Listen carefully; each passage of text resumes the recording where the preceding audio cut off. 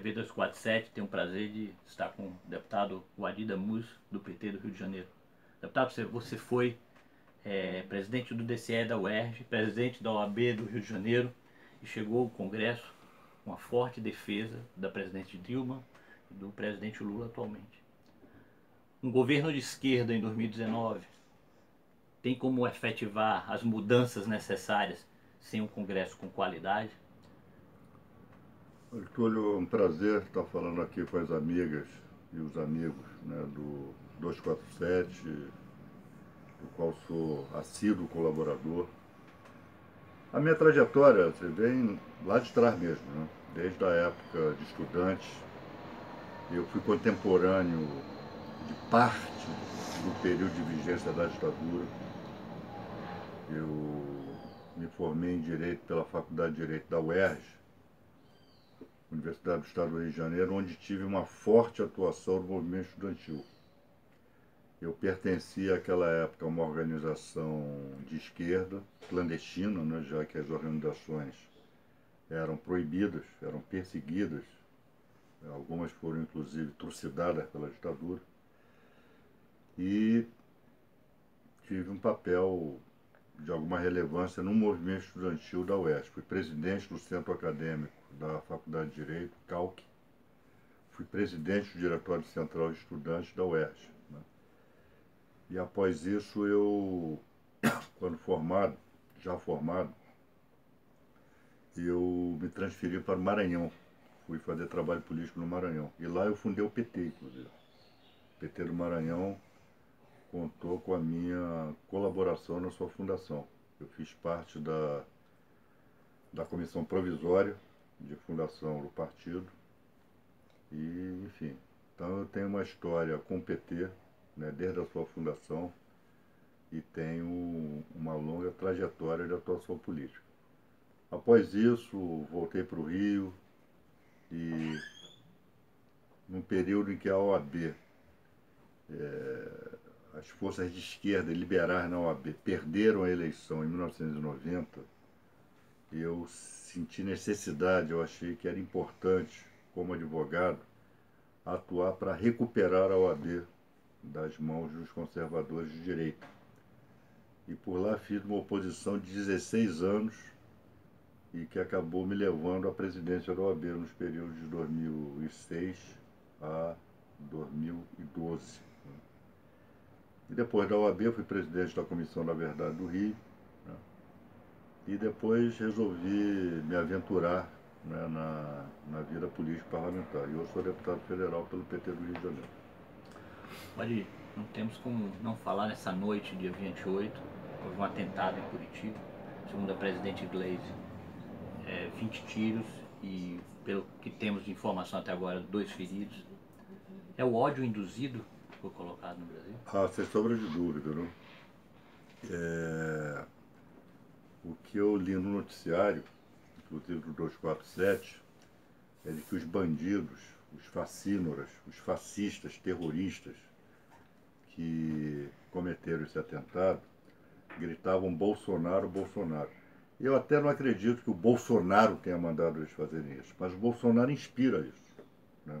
Aliás, isso dá mostra do que vai ser a campanha eleitoral de 2018 com a presença de Bolsonaro polarizando o processo eleitoral, né? Significa soltar a matilha de cães fascistas, né, nas ruas, né? E está aí a mostra. Sem sombra de dúvida, todo o sistema midiático brasileiro, a começar pelas organizações Globo, tem responsabilidade nisso, em episódios passados e em episódios futuros, porque também criaram esse clima de ódio e intolerância que se consolidou no golpe, né, de 2016. E a própria Operação Lava Jato. A Operação Lava Jato é uma operação fora da lei, fascista, e que também incita ao ódio, à intolerância, incita ao desrespeito às leis e à Constituição da República. Essa semana foi uma semana bastante truculenta, né, na forma como foi dada, tentando isolar o presidente Lula. Você é uma das pessoas mais próximas e muito fiel ao presidente. foi pedido diversas visitas, inclusive do médico, inclusive a sua também, com outros representantes da Câmara. A parte do judiciário tenta criar uma força política para tentar moldar a sociedade, sem nenhuma eleição, não foram eleitos para isso? Não, primeiramente, a operação nazifascista, chamada Lava Jato, ela se transformou num Estado dentro do Estado. Ela se transformou numa instância judicial à parte, ou seja, num tribunal de exceção que põe de joelhos até o Supremo Tribunal Federal.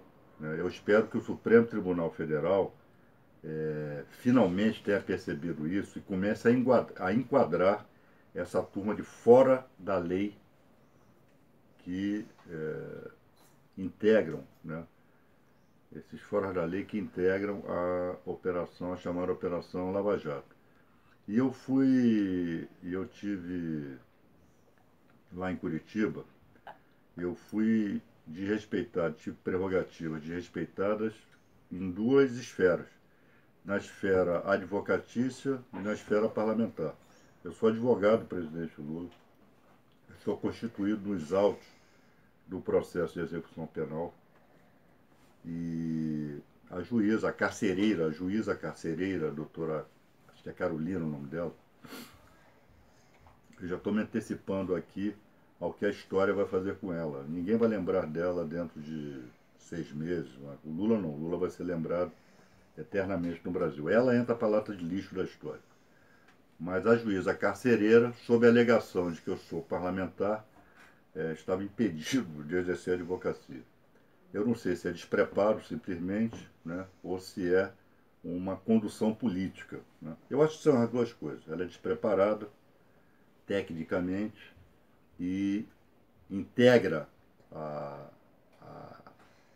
o esquema fora da lei da Operação Lava Jato. E tive minhas prerrogativas de parlamentar também violadas, porque ela não permitiu que uma comissão nomeada pelo presidente da Câmara dos Deputados exercesse o seu papel constitucional de fiscalizar e vistoriar as condições carcerárias lá da Superintendência da Polícia Federal em Curitiba.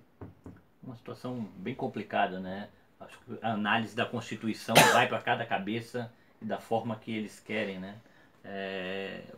Agora, falando um pouco mais sobre Curitiba, a luta que você e outros protagonistas em defesa do presidente Lula, em defender a democracia, acho que precisa de um grande apoio na base, porque quando se rasga a Constituição e tenta-se analisar a Constituição ao bel prazer, acho que a população deveria seguir.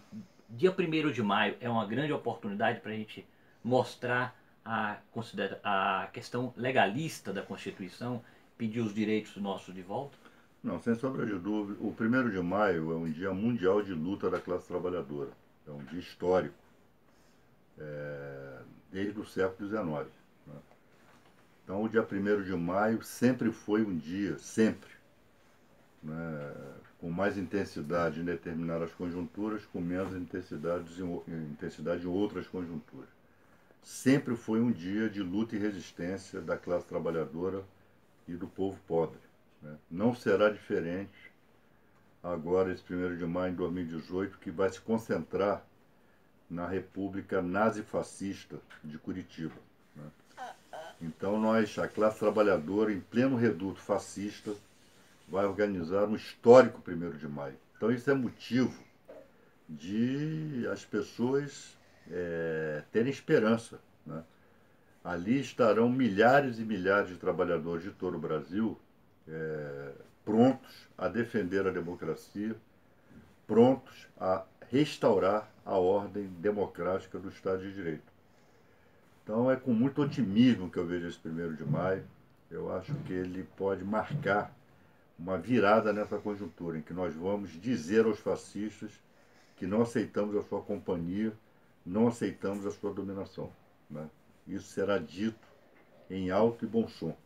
E ali, em voz uníssona, milhares de trabalhadores clamarão pela liberdade do presidente Lula. Pode, já finalizando, vamos falar um pouco do Rio de Janeiro.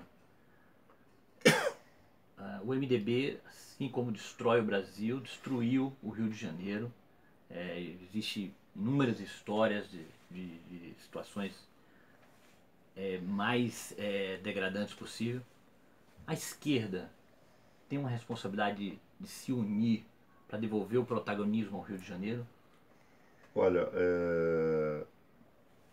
o Rio de fato, ele é o Brasil, né? É um país em destruição, é um país em decadência, é um país que está rolando ladeira abaixo.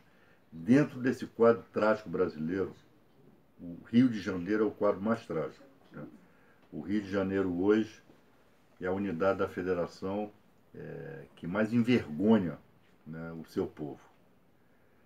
E, sobretudo, aí falando da perspectiva do Partido dos Trabalhadores, nós, por conta da aliança nacional com o PMDB, nós fomos a seção do PT regional mais sacrificada, né? E o PT também aqui é um partido em reconstrução. Nós vamos apresentar uma candidatura, salvo segunda ordem. Essa candidatura é do ex-chanceler Celso Amorim, né? Agora achamos que a esquerda, isso dificilmente se dará no primeiro turno, mas no segundo turno nós temos que marchar unidos, né? PT, PCdoB, PSOL, nós temos que marchar unidos. Nós temos que levar um candidato ao segundo turno e quem quer que seja esse candidato ou essa candidata do campo da esquerda, as outras forças devem se compor, devem se unir para derrotar esse processo de degeneração do Estado, degeneração em todos os aspectos, degeneração econômica, política, moral, né? As lideranças do MDB, praticamente todas estão na cadeia. O atual governador não manda mais, tanto que hoje o Estado sob intervenção, ou seja, o Rio está acéfalo, o Rio está sem governo, né? Quem na verdade está governando o Rio são os militares. E isso é uma afronta à Constituição, né?